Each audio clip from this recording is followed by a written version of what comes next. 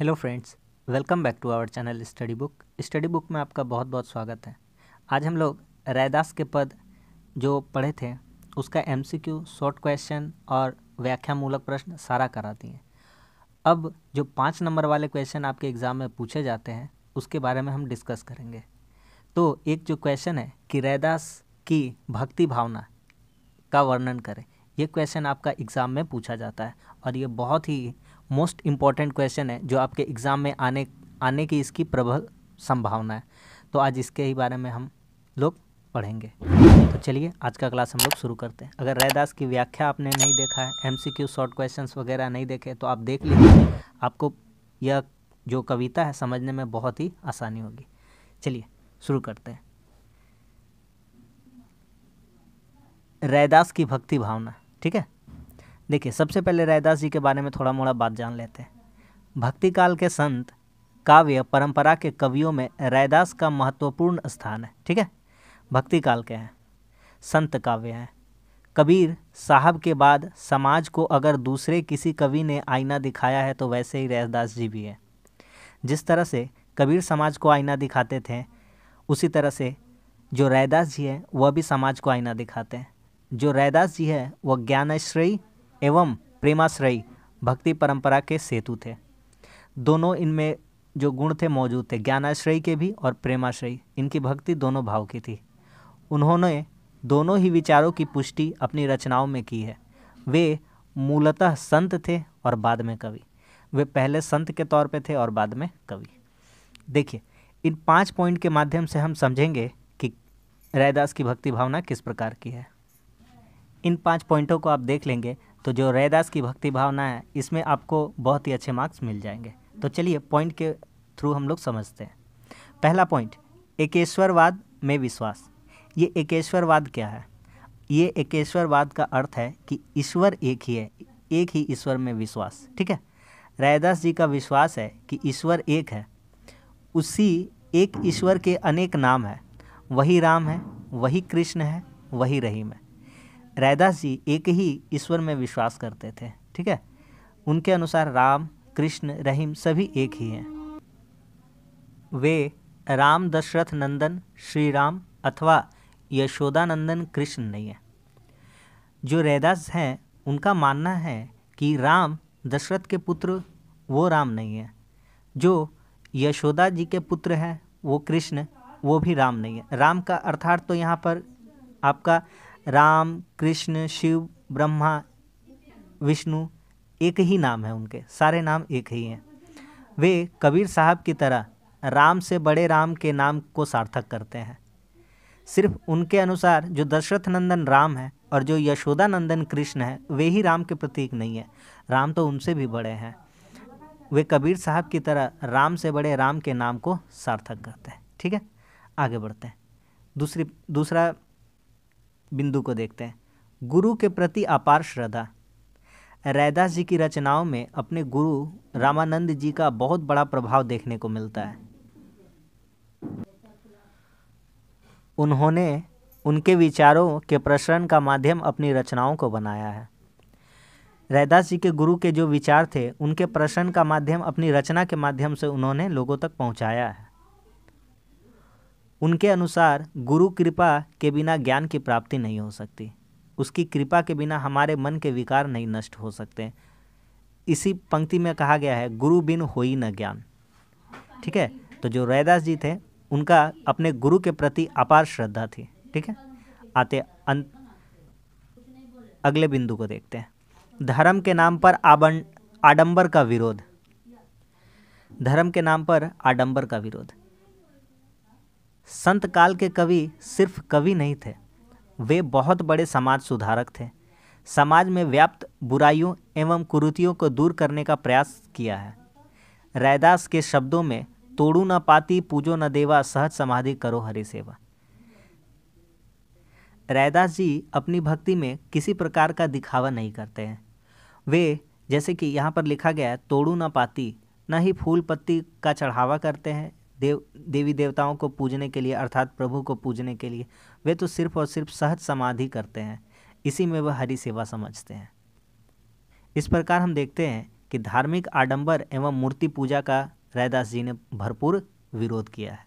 ठीक है, तो एक बार और आपको समझा देंगे पहले, और जो दो महत्वपूर्ण बिंदु है उन सभी पे हम लोग चर्चा कर लेते हैं। पहले देखिए अगला बिंदु है, ये 4 नंबर होना चाहिए था, एक्चुअली में 3 नंबर लिखा गया, ये चौथा है। ठीक है, ये चौथा बिंदु है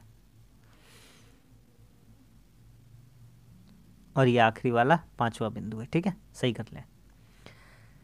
ईश्वर की व्यापकता एवं विराटता में विश्वास, ये क्या है, क्या लिखा गया इसमें?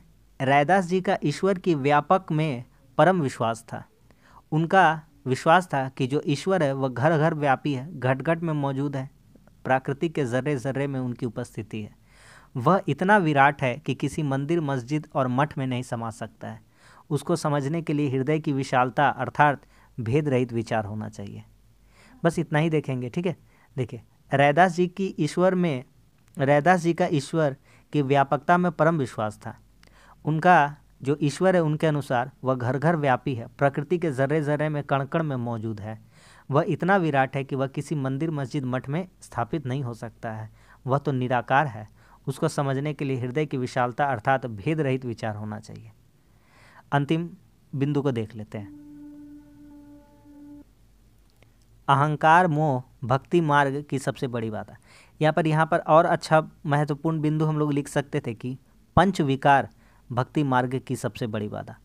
रैदास जी के अनुसार जो पंच विकार है वह भक्ति के सबसे बड़े बाधक होते हैं। वे पंच विकार कौन कौन से हैं? तो पंच विकार आपको हम बहुत अच्छे से बताए थे सारे MCQ और शॉर्ट क्वेश्चन में। जो पंच विकार हैं, लोभ, मोह, माया, काम और क्रोध, ये 5 तरह के विकार हैं। ठीक है, जो ईश्वर भक्ति में बाधा उत्पन्न करते हैं। रैदास जी के अनुसार जीव के मन में जब तक अहंकार एवं मोह माया के प्रति आसक्ति रहेगी तब तक उसे ईश्वर की अनुकंपा नहीं मिल सकती। अहंकार ग्रसित मन जीव को ईश्वर से दूर करता है। जो अहंकार ग्रसित मन है उस जीव को ईश्वर से दूर कर दिया जाता है। अर्थात जिस मन में ये 5 तरह के विकार, लोभ, मोह, माया, काम, क्रोध होंगे, वे कभी भी ईश्वर की प्राप्ति नहीं कर पाएंगे। रैदास जी के अनुसार यही है कि जीव के मन में जब तक अहंकार और ये 5 विकार मौजूद रहेंगे तब तक वे सच्चे भाव से ईश्वर की भक्ति नहीं कर पाएंगे। एक बार फिर से आपको हम शुरू से अच्छे से समझा देते हैं, एक बार आपका और रिवीजन हो जाएगा और आधा से जो ज़्यादा बात है आपको याद हो जाएगा। देखिए हम लोग क्या पढ़े थे? रैदास जी की भक्ति भावना पढ़ रहे हैं। तो भक्ति काल के संत काव्य परंपरा के कवियों में रैदास का महत्वपूर्ण स्थान है। ये ज्ञानाश्रयी और प्रेमाश्रयी भक्ति परंपरा के सेतु थे। उन्होंने दोनों ही विचारों की पुष्टि अपनी रचनाओं में की है। ज्ञानाश्रयी भक्ति का भी परिचय उन्होंने दिया है और प्रेमाश्रयी भक्ति का भी परिचय उन्होंने बखूबी दिया है।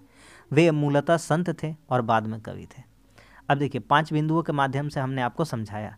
पहला, एकेश्वरवाद में विश्वास, अर्थात ईश्वर एक है। उनके अनुसार जो राम है, कृष्ण है, रहीम है, सारे एक ही हैं। उनके अनुसार जो दशरथ के नंदन श्री राम है वो राम नहीं है। यशोदा नंदन के जो कृष्ण है वो भी राम नहीं है। वे कबीर साहब की तरह राम से बड़े राम के नाम को सार्थक करते हैं। ठीक है। गुरु के प्रति अपार श्रद्धा, उनका गुरुओं के प्रति अपना अपार श्रद्धा था। रामानंद जी का बहुत बड़ा प्रभाव उनके रचनाओं में देखने को मिलता है, उनके गुरुओं का। उन्होंने उनके विचारों के प्राशन का माध्यम अपनी रचनाओं को बनाया। उनके अनुसार गुरु की कृपा के बिना ज्ञान की प्राप्ति नहीं हो सकती, उसकी कृपा के बिना हमारे मन के विकार नष्ट नहीं हो सकते। धर्म के नाम पर आडंबर का विरोध, जो रैदास जी है वो धर्म के नाम पर आडंबर करना नहीं जानते हैं। वे एक बहुत बड़े समाज सुधारक भी थे। संत काल के कवि सिर्फ कवि नहीं थे, वे बहुत बड़े समाज सुधारक भी थे। समाज में व्याप्त बुराइयों एवं कुरीतियों को दूर करने का प्रयास किया करते थे। रैदास के शब्द में तोड़ो न पाती, पूजो न देवा, सहज समाधि करो हरि सेवा। फूल पत्ती चढ़ाकर यह सब बाह्य आडंबर करके वे ईश्वर की प्रार्थना नहीं करते, वे तो सहज समाधि करके हरि की सेवा करते हैं। अर्थात इस प्रकार हम देखते हैं कि धार्मिक आडंबर एवं मूर्ति पूजा के रैदास जी है इनका भरपूर विरोध करते थे। अगला, चौथी पंक्ति थी ईश्वर की व्यापकता एवं विराटता में विश्वास। जो कवि है, जो रैदास जी है, उनका जो ईश्वर की व्यापकता एवं विराटता में विश्वास है, वह जानते हैं कि जो ईश्वर है वह तो घर घर में व्यापी है, जर्रे जर्रे में मौजूद है, कण कण में मौजूद है। वह कभी भी छोटे से एक मंदिर, मस्जिद या मठ में स्थापित नहीं हो सकता है। आखिरी, अहंकार या पंच विकार भक्ति मार्ग की सबसे बड़ी बाधा। रैदास जी के अनुसार जो पंच विकार है भक्ति की सबसे बड़ी बाधा है। ईश्वर की भक्ति में वे बाधा के रूप में खड़े होते हैं। ये पंच विकार लोभ, मोह, माया, काम, क्रोध है। इसी के संदर्भ में कहते हैं कि रैदास जी के अनुसार जीव के मन में जब तक अहंकार एवं मोह माया के प्रति आसक्ति रहेगी तब तक उसे ईश्वर की अनुकंपा नहीं मिल सकती एवं अहंकार ग्रसित मन जीव को ईश्वर से दूर करता है। तो उम्मीद करते हैं यह छोटा सा जो आपका प्रश्न था हमने आपको बहुत ही अच्छे से समझा दिया। वैसे तो ये 5 नंबर का आपके एग्ज़ाम में आएगा, पर अगर आप ठीक ठाक पॉइंट अगर इसी तरह से आप महत्वपूर्ण बिंदुओं को रेखांकित करके लिखिएगा तो आपको मतलब 3 से 4 नंबर तक आसानी से मिल जाएंगे। और बहुत ही अच्छे से सरल भाव से हमने आपको समझा दिया। उम्मीद करता हूँ आपको समझ में आया होगा। तो वीडियो अच्छा लगा तो लाइक कर दीजिए और दोस्तों में भी शेयर कर दीजिए ताकि उनको इस वीडियो का लाभ पहुँचे। और चैनल पर नए हैं तो चैनल को सब्सक्राइब कर लीजिए। 10 क्लास के और भी जो सब्जेक्ट है मैं उनको कवर कराता हूँ। तो चलिए मिलते हैं अब अगले वीडियो में, तब तक के लिए धन्यवाद। जय हिंद।